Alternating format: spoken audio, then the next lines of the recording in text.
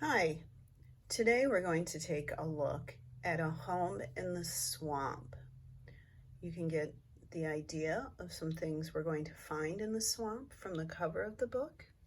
It's written by David C. Lyon and published by Scholastic Books. Here you can predict, as I said, some of the things we'll find in this book.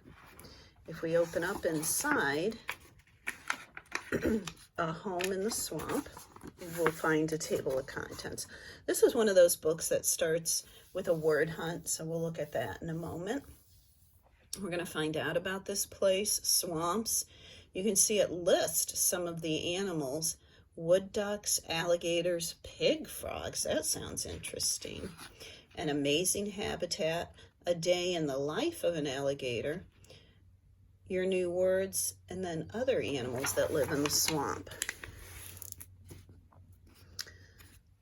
Look closely for these words as you read.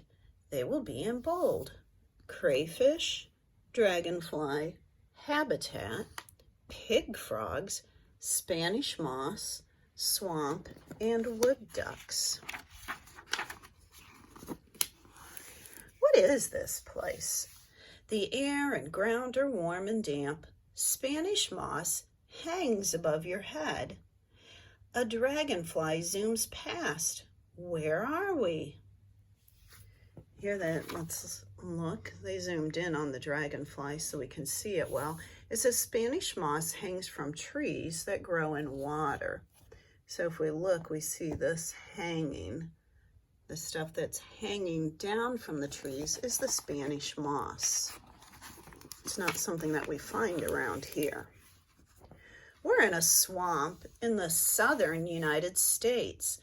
A swamp is a type of habitat. A habitat is where a plant or animal usually lives. The air there is warm. The ground is wet and spongy. Habitat. Many trees in swamps grow in the water. Look at this one growing right out of the water. Wood ducks. Wood ducks live in the swamp.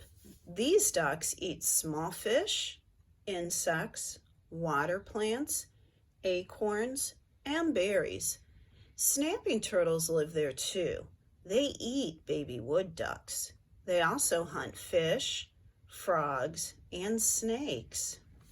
Wood ducks build nests in holes in trees.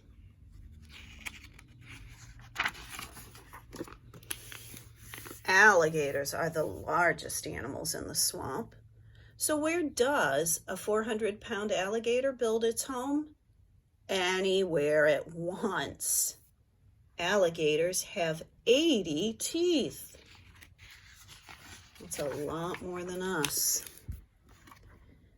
An alligator builds its home by digging a hole with its snout and tail.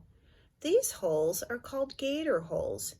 Gator holes fill with water. An alligator's coloring helps it blend in with its surrounding.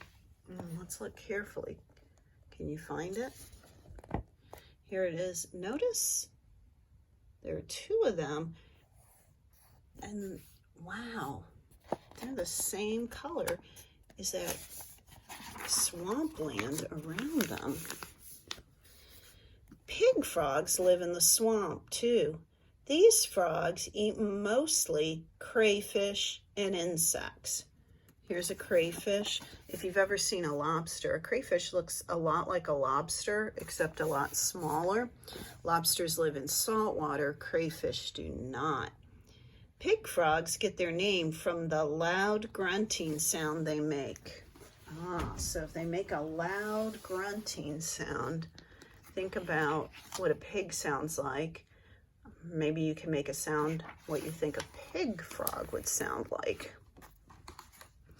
The swamp is an exciting place to explore. Hop in a canoe and watch out for those alligators. You'll meet these flamingo and other amazing animals that live in this habitat. A day in the life of an alligator. How does an alligator spend most of its time?